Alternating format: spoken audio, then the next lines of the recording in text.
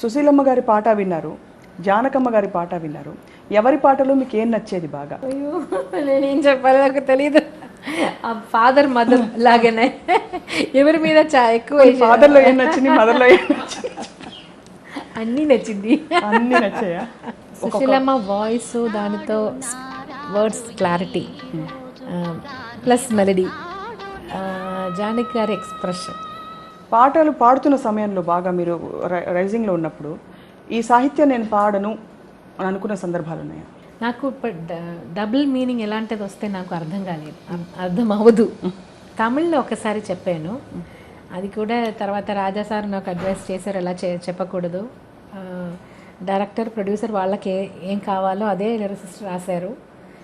మీ మీ job ఏంటంటే మీ గొంతులో అది జనాల మధ్యలో అది పంపించేయాలి అని, ఆ పని మాత్రం చూసుకోవని.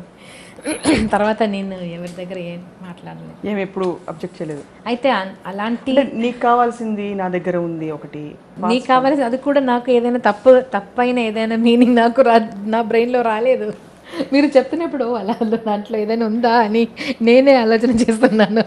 For good old times sake విజిలేస్తే ఆంధ్ర సోడా బుడ్డి ఆ పాటను గుర్తు చేసుకుంటారా ఒకసారి? Can you just? నువ్వు విసిలేస్తే ఆంధ్ర సోడా బుడ్డి, అది వినబడుతుంటే అలజడి రేగి జారుతుంది మిడ్డి, నువ్వు విసిలేస్తే ఆంధ్ర సోడా బుడ్డి.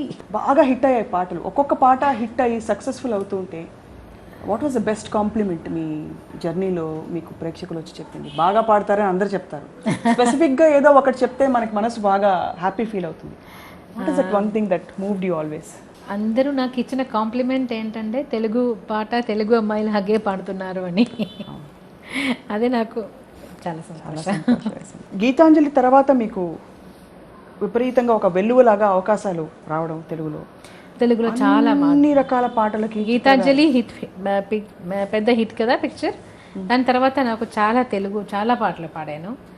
ఓ ప్రియా ప్రియా నా ప్రియా ప్రియా, ఏల జాలి మాటలు మాసిపోవు ఆశలు, నింగి నేల తాకే వేళ నీవే నేనైపోయే వేళ.